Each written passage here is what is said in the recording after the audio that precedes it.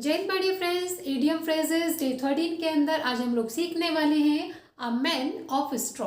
A man of straw का मतलब होता है अ वीक पर्सन, यानी कमजोर व्यक्ति।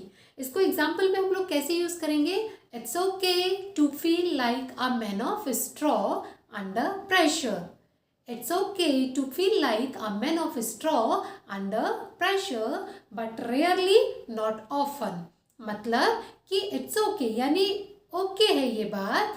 क्या ओके है कि आप अगर प्रेशर में हैं, जैसे कई बार काम का प्रेशर होता है, तो हमें क्या लगता है कि नहीं, I am not able to do this, यार मुझसे नहीं हो पाएगा, तो उस समय हम अपने आप को कमज़ोर महसूस करते हैं।